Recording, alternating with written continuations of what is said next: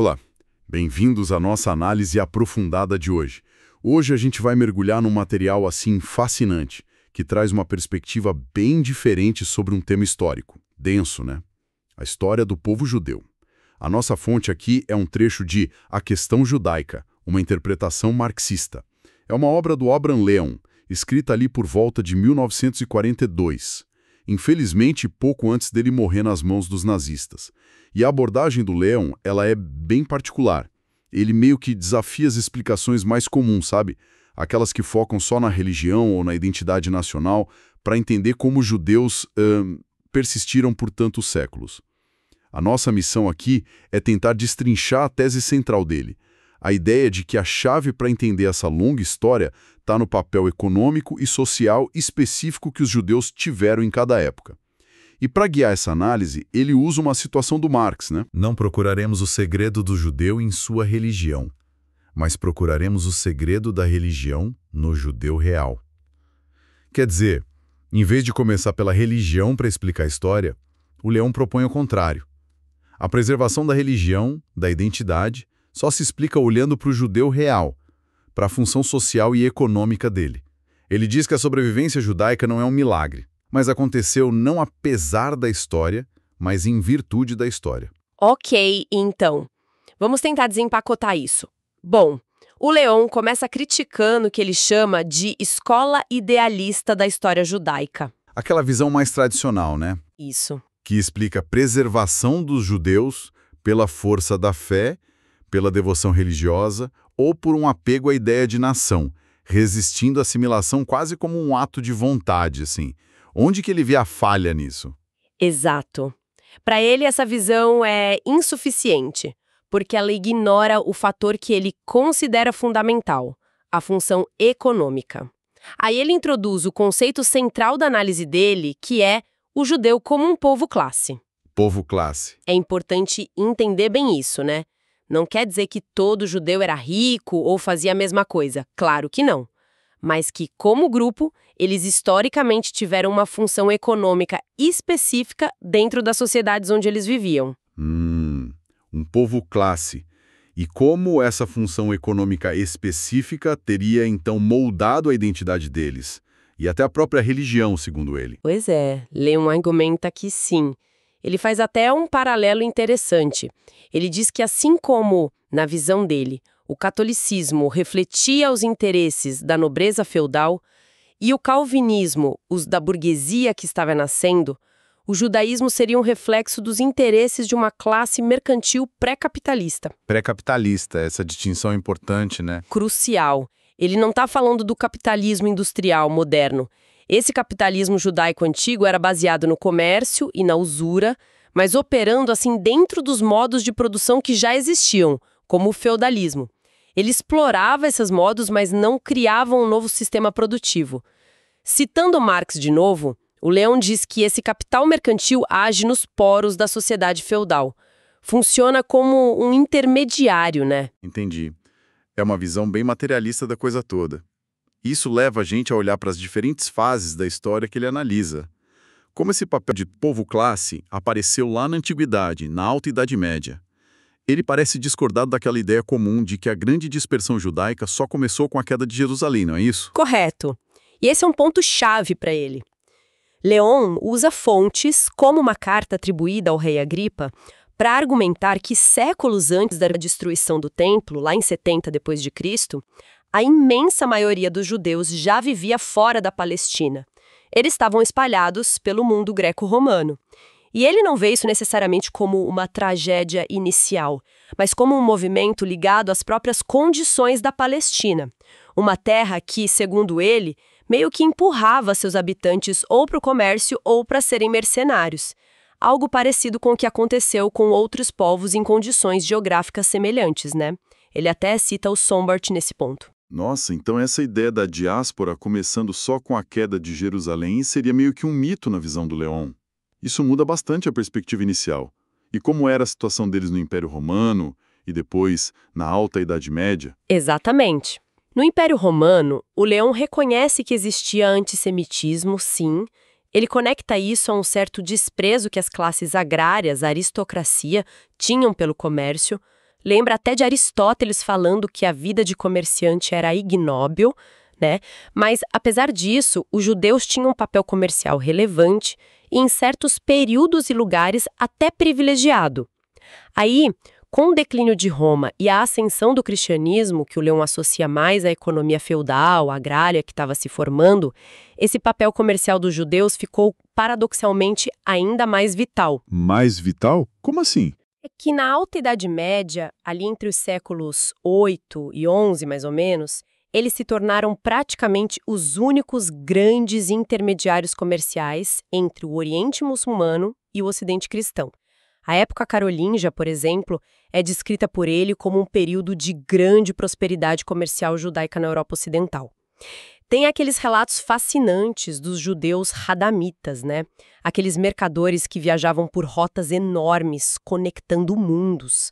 Era uma ponte, literalmente. Certo. Essa imagem do judeu como o grande comerciante internacional da Alta Idade Média é forte. Mas aqui a coisa fica realmente interessante, pelo que entendi. Essa posição, digamos, privilegiada na Europa Ocidental não dura para sempre, né? O que acontece a partir dos séculos 11 e 12 que muda esse cenário todo? O que muda é o próprio desenvolvimento interno da Europa Ocidental. O Leão chama isso de surgimento do capitalismo medieval. Basicamente, o que a gente tem é o crescimento das cidades, o fortalecimento de uma burguesia nativa majoritariamente cristã e a organização das corporações de ofício. Isso cria uma produção e um comércio locais mais robustos, entende? E essa nova classe comerciante cristã começa a competir diretamente com os judeus pelas mesmas funções econômicas. O historiador Henri Pirenne, que o Leão cita bastante, descreve bem esse processo, de como os mercadores cristãos vão aos poucos assumindo o controle das rotas. E essa competição leva à exclusão dos judeus do comércio. É isso. É o que o Leão argumenta, assim. Progressivamente, os judeus são empurrados para fora das atividades comerciais mais importantes, das novas corporações, e é a partir daí, segundo ele, que a função econômica principal dos judeus na Europa Ocidental se desloca quase que exclusivamente para a usura, o empréstimo de dinheiro a juros, né? Principalmente para a nobreza endividada e para os reis. Mas espera aí, eles não praticavam a usura antes disso? Praticavam, sim. O Leão, seguindo Marx nisso, vê o comércio e a usura como atividades muito ligadas nesse capitalismo mercantil mais antigo. A questão não é que eles começaram a ser usurários só nesse momento. A questão é que a usura se tornou a principal e, às vezes, a única ocupação econômica viável para eles na Europa Ocidental depois que foram sendo marginalizados do comércio em maior escala. Eles passam a viver basicamente disso. Entendi. E essa quase exclusividade na usura é que foi tão perigosa para eles, certo? Porque aí eles entraram em conflito direto com praticamente todas as outras classes sociais? Exatamente. A usura judaica acaba gerando atrito em todos os níveis da sociedade. A nobreza e os reis pegavam grandes empréstimos, ficavam devendo e muitas vezes se ressentiam dos credores. Buscavam jeitos de cancelar as dívidas, né? Às vezes expulsando os judeus. A nova burguesia das cidades, por sua vez, não precisava mais deles como intermediários e os via como concorrentes, inclusive no crédito. E as classes populares, os camponeses, os artesãos que pegavam pequenos empréstimos, também desenvolviam hostilidade, muitas vezes inflamada por discursos religiosos que condenavam a usura, claro. Faz todo sentido. E esse cenário de conflito generalizado coincide com aquele período das grandes perseguições e expulsões na Baixa Idade Média? Sem dúvida. O Leão conecta diretamente essa mudança na função econômica com o aumento brutal da violência e as expulsões em massa. Inglaterra em 1290, França em várias ondas, culminando em 1394, Espanha em 1492. E ele observa que as datas variam, né? Depende do ritmo do desenvolvimento econômico de cada país. A expulsão geralmente acontecia quando a economia local já se sentia forte o bastante para dispensar aquela função específica do judeu agora, principalmente de usurário, ou quando a dívida da coroa ou da nobreza ficava insustentável. Mas a história não foi igual em toda a Europa, né? Você mencionou a diferença leste-oeste. A situação na Europa Oriental era bem diferente. Como o Leão explica isso? Sim, e essa diferença é crucial para a tese dele. Na Europa Oriental, a gente está falando principalmente de Polônia, Lituânia, partes da Rússia. O desenvolvimento econômico foi outro. O feudalismo ficou como estrutura dominante por muito mais tempo. Não teve aquele mesmo florescimento de um capitalismo medieval urbano, de uma burguesia nativa forte como aconteceu no Ocidente. Ah, tá. Então, por causa disso, lá os judeus conseguiram manter suas posições econômicas mais tradicionais por mais tempo? Exatamente. Na Europa Oriental, os judeus continuaram a ter uma variedade de funções econômicas intermediárias que eles já tinham perdido no Ocidente. Eram comerciantes, claro, artesãos também, mas muito importante. Eram arrendatários de terras dos nobres, de moinhos, de tavernas, administravam propriedades para a nobreza polonesa, por exemplo. Eles ocupavam um espaço econômico vital ali na estrutura feudal local. Por isso, a Europa Oriental virou um grande refúgio para os judeus que foram expulsos do Ocidente e floresceu como um novo centro demográfico, cultural da vida judaica por séculos. Essa prosperidade relativa durou, assim, em linhas gerais, até o século XIX. É a imagem clássica do Stetler, né? Aquela vida judaica integrada, ainda que de forma bem específica na sociedade agrária do leste europeu, vivendo, como dizia o Otto Bauer, que o Leon cita, nos poros dessa sociedade. Fascinante essa dinâmica leste-oeste. Mas aí vem a próxima grande virada. O capitalismo moderno, industrial. Como é que a ascensão desse novo sistema impacta os judeus?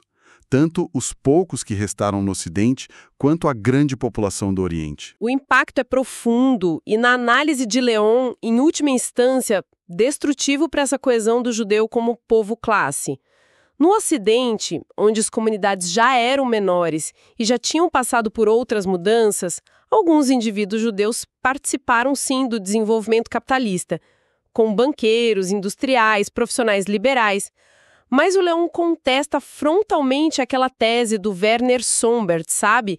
Que dava aos judeus um papel decisivo no surgimento do capitalismo moderno. Para Leon, é o contrário. É o capitalismo moderno, com sua produção industrial em massa, suas novas finanças, que tornou obsoleta a função intermediária do capitalismo mercantil pré-capitalista que caracterizava o povo classe judeu. E onde os judeus se integraram com sucesso nas novas classes capitalistas, seja na burguesia, seja no proletariado, a tendência, segundo Leon, foi a assimilação. Eles deixavam de ser um grupo à parte. E no Oriente, onde estava a maioria da população judaica e onde eles ainda mantinham aquelas funções mais antigas pré-capitalistas? No Oriente o impacto foi ainda mais dramático e doloroso. O declínio lento do feudalismo e a entrada gradual, mas muito desigual do capitalismo industrial a partir do século XIX, isso foi minando as bases econômicas tradicionais daquela vasta população judaica.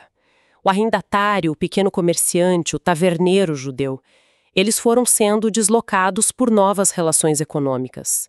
E, ao mesmo tempo, surge pela primeira vez um proletariado judaico enorme, concentrado principalmente no artesanato, alfaiate, sapateiros, essas coisas, e na pequena indústria de bens de consumo. Mas essa posição como trabalhadores, como proletários, também era frágil? Muito frágil.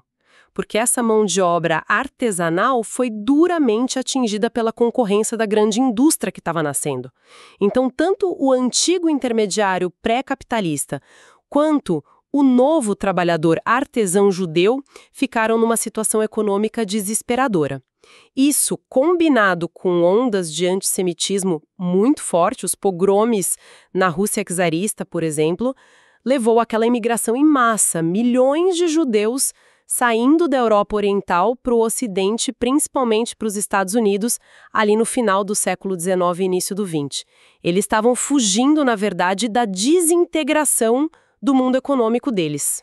Nesse contexto todo de mudança, de pressão, o Leon também formula o que ele chama de uma lei da assimilação.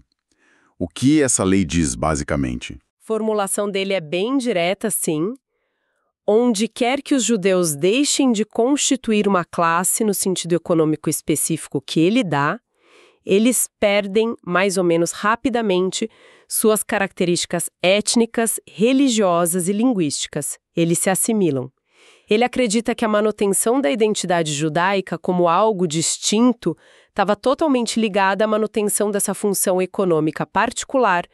Quando essa função desaparecia, seja porque eles se integravam em outras classes, como ele cita exemplos de proprietários de terras judeus na Germânia Antiga que se converteram, ou pela participação na burguesia moderna, ou até em lugares distantes como Suriname, onde perderam a função comercial, a tendência era a assimilação cultural e religiosa na sociedade maior. E ele até diferencia tipos de perseguição com base nisso, né? Sim, ele faz uma distinção interessante entre o que ele chama de perseguições sociais e perseguições puramente religiosas.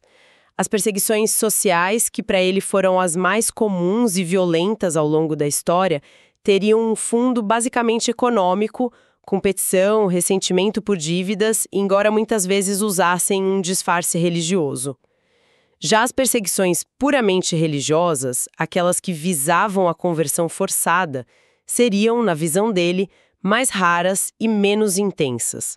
Ocorreriam principalmente em momentos de transição, quando os judeus estavam perdendo sua função econômica específica e a sociedade dominante talvez visse alguma vantagem em absorvê-los religiosamente. Ok, isso nos traz bem para perto da época do Leon, para o século XX.